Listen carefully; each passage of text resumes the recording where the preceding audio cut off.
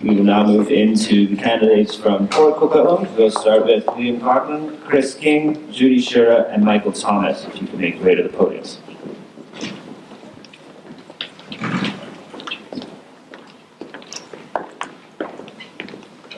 And just as a point of information for everybody in the room, that last question, and you'll notice, didn't have votes for it. That's because it came from the crowd. We input it here. So there will be some of those that will cycle through just so that everybody is aware of that. All right, so we'll start with Liam, and we'll go to one of the chamber questions here. So what timeline do you envision for the start of construction for new schools and educational infrastructure on Burke Mountain? So the reality is of funding from the government, as most people know, there's basically no money for new schools. So that's not something that the school board can dictate. If they want to close one of the existing schools or more than one of the existing schools, they can open up a new one. Many districts are facing this challenge. There's many new developed areas in the province that have no servicing of public schools, and their choice is to close down other ones. I don't think closing down other ones is an attractive solution, and the reality is Coquitlam's going to wait for something in that area for some time, unfortunately, based on current funding. Thank you, Liam. And Chris? Yeah, it's similar to that. The timelines here are somewhat out of our control. The land, probably not till 1917, 3 more years of this, but this goes back to a bigger problem around development and actually allocating space for schools in the new developments, and also ensuring from the government, going back to proper funding of education, to ensure that there are schools built in communities to put kids into, and rather than load up, for example, Lee right now that's overloaded with students that come from Burke Mountain. That's a huge issue, and I know that the board has advocated for that on a consistent basis, but again, sometimes deaf ears are what they receive as opposed to an understanding of what's happening to the students in Coquitlam and Port Coquitlam. Thank you, Chris. And Judy? We have our funding envelope approved. We have staff that are filing the papers, and we should have the school within 3 to 4 years. Our staff have backed up everything so that as the provincial government asks for those reports, we submit them on the timelines. It is the provincial government that gives us our funding. We have been granted this with the city in a land swap. And so we've been able to leverage that, and the city has been advocating, the city of Coquitlam, the board, and the Liberal government, and the parents up there on Burke Mountain have been very strategic in lobbying for schools, so good news, it's coming. Thank you, Judy. Michael? Yes, thank you. Burke Mountain is certainly a challenge. I have 3 kids on Northside Porco schools. Irvine specifically, and I know we have portables sitting at the lot. Lee is also in a similar situation, and they are overcrowded. We certainly do need to get at least 1 more elementary school in Burke Mountain. Smiling Creek was recently announced, and that's terrific, but there's definitely a challenge and a timeline that we're going to have to go through. I think it's one of the issues that we really need to address, and I think my experience on the Smart Growth Committee here in Port Coquitlam is that we need to be densifying and developing in areas which already have schools. We've seen Coco schools closing because the areas around them don't have the students anymore, while students are coming in other areas. Thank you, Michael. And we're having to build new schools. And we will cycle back to Liam. We will now ask one of the publicly submitted questions. It'll pop up on the screen. Do you support some type of merit adjustment and therefore having in place a performance assessment for teachers, therefore a more effective way to reward excellent teachers? Well, that's somewhat of a philosophical question right now because the board doesn't have the ability to do that. The employee group rejects financial recognition of differing abilities. So really but the reality is there's a range of skill and experience in teachers as there is in students. So the question is, how do we recognize excellence and how do we support the needs?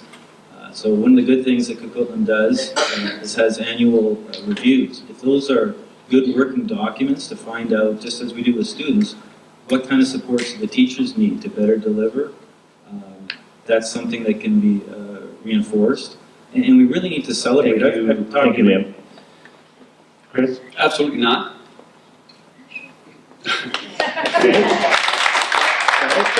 This is actually a negative aspect to improve teaching in the classroom. And in Coquitlam, the union CTA has worked very well with the district in providing programs and assistance to teachers to make that happen. We're very proactive in that regard in Coquitlam, and that's the way to go, because teachers, as was mentioned here, this is a complex job, and to actually put a checklist on what a teacher does or how learning happens is impossible. It is. This is a very complex situation, and it requires collaboration, discussion, and working with teachers and administrators to make this happen in schools.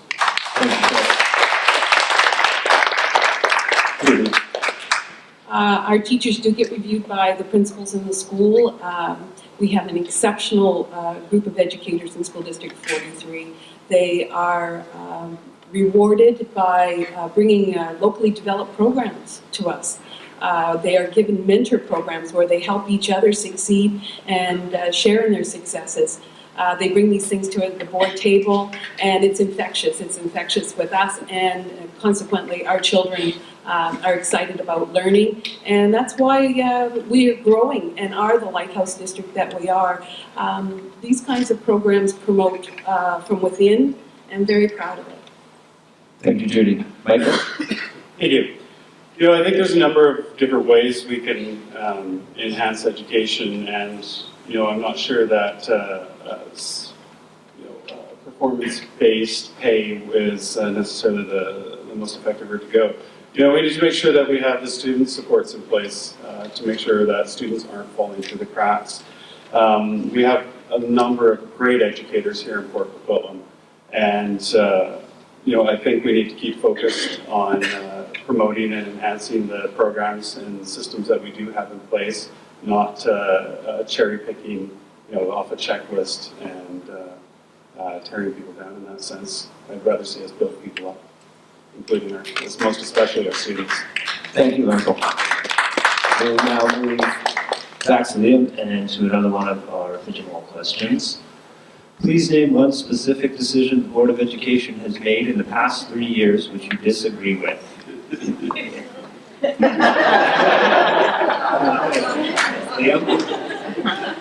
I think all the incumbents will know it's not a party being a trustee the last number of years. When, for example, QP contracts get negotiated provincially and then don't get funded. So the reason there's not 100 people up here looking for these 9 jobs, or 1,000 as would be in private industry, is because it's very often a very thankless job. So I do give hats off to those who have struggled through the funding challenges they've had. But one of the things that could have been handled a lot better than the past year is, so a lot of the funding is per pupil funding. And so the board didn't realize until it was too late that their projections of students enrollment. Thank you, Liam. Chris? This is like asking of all your 3 kids, which one do you love the most? And this is a difficult one, but I'm going to choose one that I think that's it hurts the heart more than anything else, and that was the clawback of benefits to the QP retired workers to the benefit program, and then charging them more for their actual benefits and their pensions.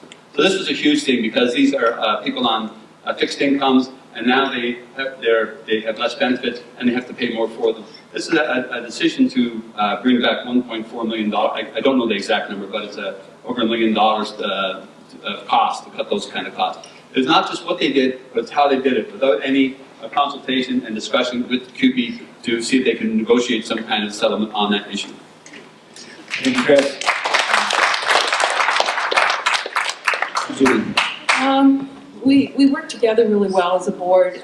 We respect each other's opinions, and we agree to disagree many times. I think the main thing was the last year's budget, and people tweaking it at the last minute, and the gives and the takes, and having to decide. The money has to be going into the classroom.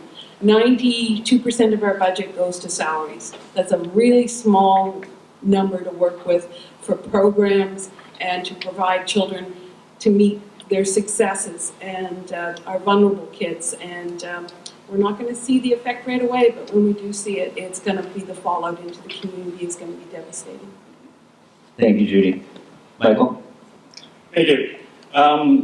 Some great answers. I don't want to just repeat the same thing, so I'll touch on something a little different. Very recent, actually. In the last couple of weeks, our district has named our new superintendent. As many of you know, our previous superintendent is retiring at the end of this year, and obviously the process needed to start. But I don't believe 3 weeks before a general election for the Board of Education should this current board have named a new trustee. I think it's a problem. They're effectively handcuffing the next board for the next 4 years potentially to their decision. I think obviously it needed to be shortlisted, but the final Thank you, decision Michael. should have been left. All right, so those are the candidates for the 2023 trustees of corporate Coquitlam.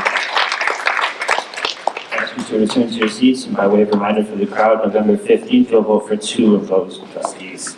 We'll now move along to the trustees for Port Moody. Candidates for Port Moody, I beg your pardon. We have Melissa Hines, Jeanette Jackson, Charlie Liu, Lisa Park, and Alexander Peter Swistak.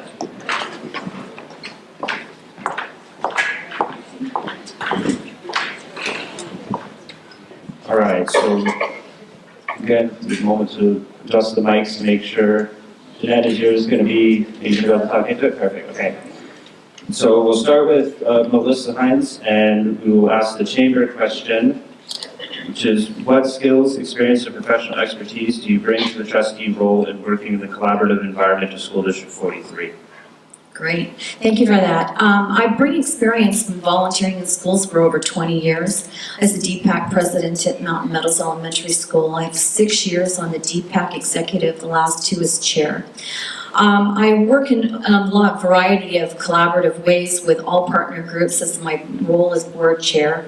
I have a vast experience with the BC School Trustees Association over the last 7 years on a board of directors, and working with all school boards across the province. So I have a collaboration, I am a team player, I listen and get a balance of input. I feel that I bring a collaborative voice to my job. I take it very seriously. I think the school district has a... Thank you, Melissa. Thanks. And Jeanette? Can you please repeat the question? What skills, experience, or professional expertise do you bring to the trustee role in working in the collaborative environment of School District 43? Sure. So over the last 15 years, I've been an entrepreneur. I was actually a thought leader in clean technology here in Vancouver. I was throughout North America out there raising money for a new innovative technology that could change the way we operate. That same outlook and vision is what I can bring to the board. And along with that comes strategic planning. When you're out raising money, you need to show that you have a great plan to fund. I know how to put good strategic plans together with clear initiatives so that everyone in the organization is focused on a common goal, which in this case is ensuring we have quality public education for all children in our school district. Thank you. Thank you, Jeanette. Charlie? I'm a professional engineer. My job is to work collaboratively with all the members of my team. I troubleshoot, I solve problems, that's what I do. I have to look at a problem in several different ways and find the best solution. Additionally, I serve on 2 international standards committees currently. If you think that board meetings can get heated, you should try a standards committee because nobody gets along. In those committees, I've learned to work very collaboratively with people who have very different ideas and agendas. Thank you, Charlie. Lisa? Sorry, it's not too far. All right, so definitely the first one, my teaching skills. I'm a teacher, so I, work with lots of different, the grade levels. And so I had to teach grade 3 students at Granby Elementary School in Red Deer, and I had to deal with special needs students who had ADHD and autism. It challenged me emotionally and mentally as they required more patience and motivation.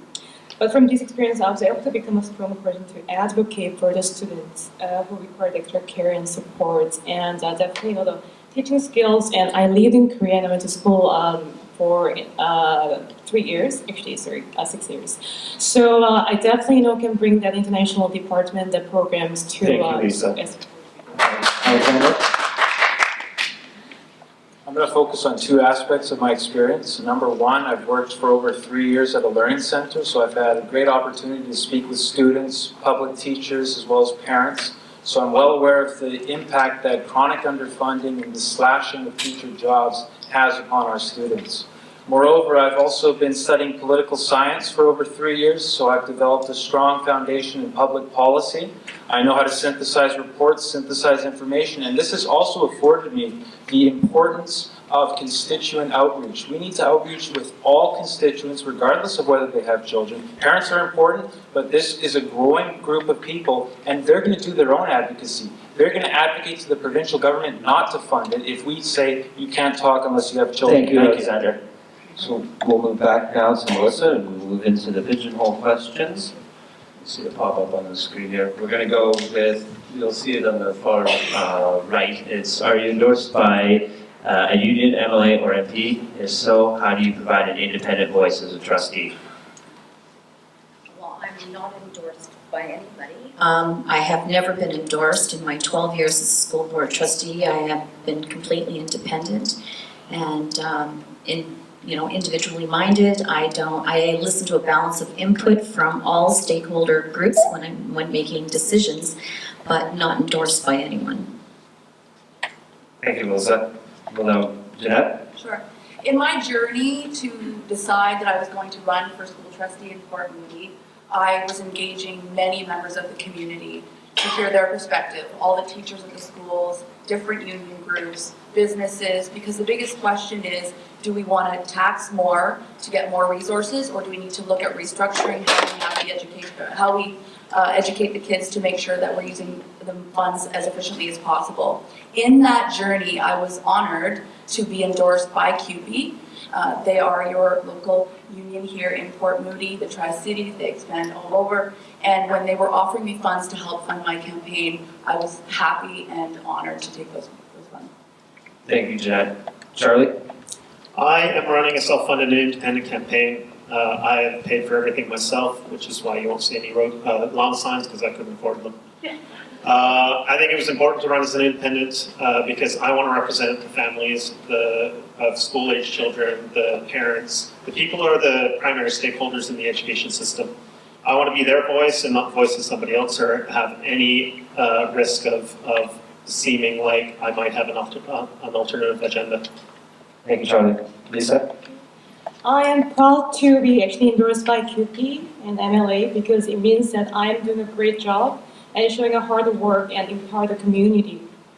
And I'll make decisions with 8 other school trustees, and definitely I'll make decisions with stakeholders. Thank you, Lisa. Alexander? I'm a proudly independent candidate. I've lived in Port Moody my entire life, and so the only endorsement I seek is the voter of Port Moody. Endorsements in municipal politics, this is a dangerous issue because I've been speaking with people at the doorstep and they say there's a perception that this is slate politics. 7 out of 9 of the positions are planned to be filled by CUPE candidates because there's 7 candidates who are backed by CUPE. It's funny, in the Tri-City News, this is just a funny thing, this very morning, there was an op-ed piece saying that candidates who accept campaign contributions from CUPE cannot be objective when conflicting interests come up, and that is true. I will be loyal to the people of Port Moody because they are my first priority, the students and the people of Port Moody. Thank you very much. We'll circle back to Melissa, and we'll ask the question that is popping up on the screen, and that is, how do you propose to fulfill the need for more educational infrastructure on Burke Mountain? Well, in my role as board chair and working very closely with the city and the provincial government, we were, as you know, just been told we've been able to secure an elementary school site at Smiling Creek. What you also don't know, though, is that we've been working very hard on looking for other parcels of land to build another middle school and an elementary school up there. These things take time. Obviously, we need the approval of the ministry. There's a whole process to go through. But as a trustee and the board, the current board, we have actively lobbied MLAs, provincial government, working with our cities, our staffs working to staffs, and trying to get the acquisition and the approval from the provincial government forward. Jeanette? So for me, in any role as such, there's two key issues. The first is communication. So we really need to be doing more, engaging the community and getting their feedback on where they're moving, where they're moving around, where they're going to be living, so that all of the new infrastructure that we're building is focused in the right areas. The second piece is collaboration. My understanding is when I review the 3 years of minutes over from the board, I see that there's really not a lot of collaboration with the city. Meetings are not attended. Our board meetings are currently on the same evenings of our city meetings.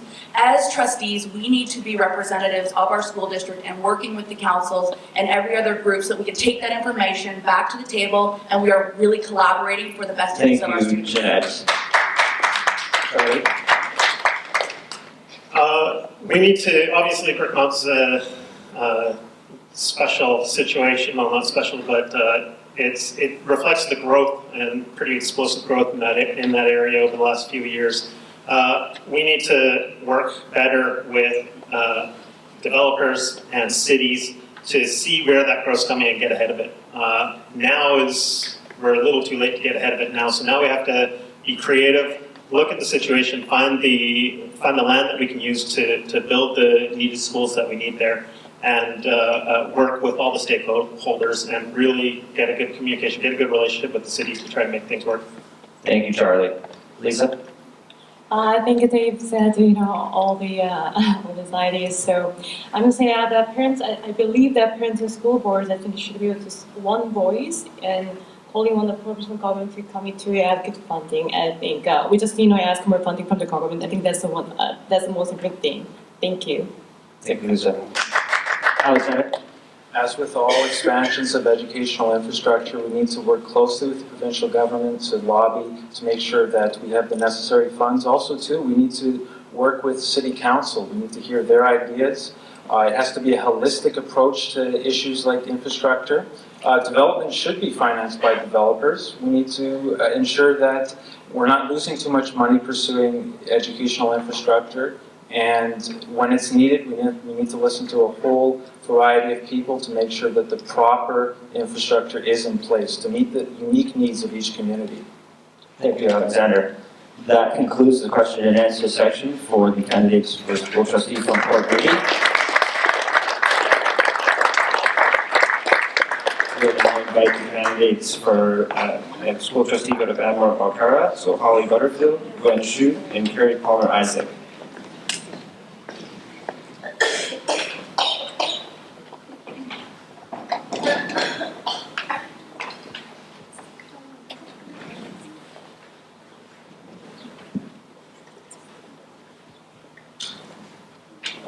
Do you want to slide down actually one more?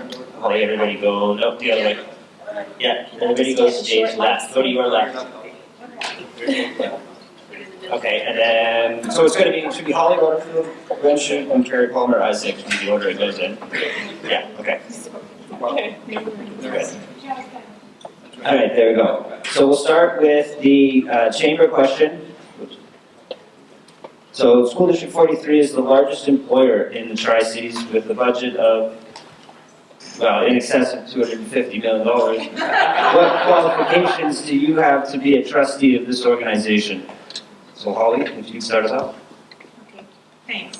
I'm actually a banker by trade, so I bring my understanding of finance and budgets, and I think that's really helpful. We have complicated and intricate budgets. We deal with a lot of money. We are the largest employer in the Tri-Cities. I also have a human resources background, which is also very helpful. I run a small business. I ran a daycare. I employed ECE trained staff when I didn't need to. I made sure I paid them a living wage when most people just paid minimum wage to their staff. I didn't work at the daycare, I worked in finance downtown. I understand how to work with employees. In addition, I did a lot of volunteering in my community. I won the Animal Community Spirit Award. I believe in volunteering. Thank you, Holly. Gwen? Yes, I think it's interesting out of that budget. Yes, there's a big amount for salaries because, of course, this is a labor-intensive profession. But out of that budget, there is almost 100 million of that goes to services, local suppliers. Not all local suppliers, but lots of suppliers, many of them local. And those teachers that have all that salary, as you saw very well during the strike, they also are part of supporting the business community. So I have a background as a teacher, 24 years as a trustee, 26 as a teacher, and I know how the decisions we make. Thank you, Gwen. Carrie? Hi there. Yes, well, in being on council, the municipal budget is made up of... Just keep the Yeah, microphone. sorry, the municipal budget, of course, is made up of a huge portion of salary. I would actually guesstimate that it's about 90% of our operating costs go to staffing. And I'd like to say that I actually have a very good working relationship with our staff. I've been criticized, actually, for working with small budgets, under the $2 million mark. But I'd actually like to mention that I am a member of the Regional Planning Committee at Metro Board, on the Metro Board level. And the budget for Metro Board is just over $650 million. So I do have some experience with higher level budgets as well. Thank you very much, Carrie. We'll now move into the public questions, and we'll be picking one from the audience, and that is, how often do you visit the schools in your area that you are either responsible for or connected to? If elected, what time commitment weekly will you be putting towards your trustee activities? Holly? Okay. I love to visit my schools. It's great to see the dynamic work that's going on. I like to be invited. I don't think it's appropriate to drop in on the school uninvited.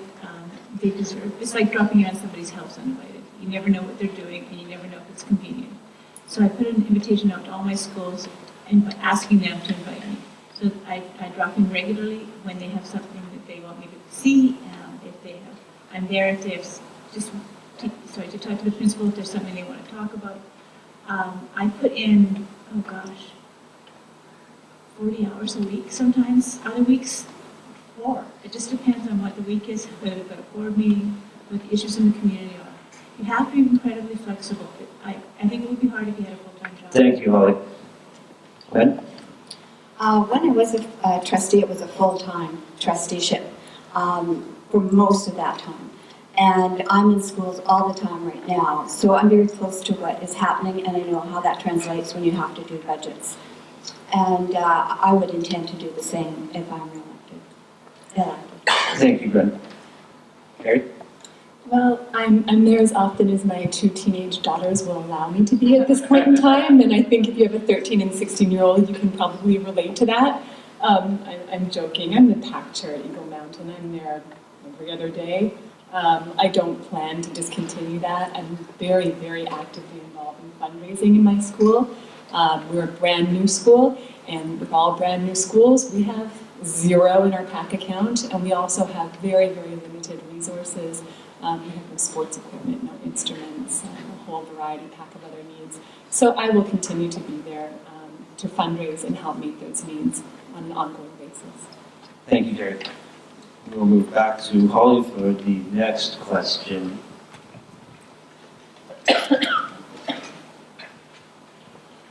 It is, what is your plan for promoting trades training in schools? Do you support an expansion of the ACE IT program?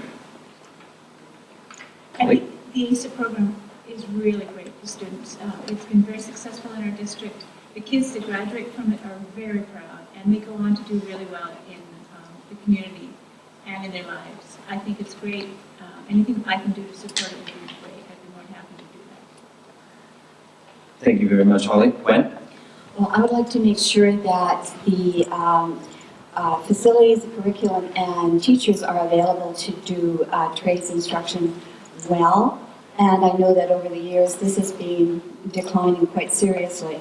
And so we want to have safe and productive programs for the kids.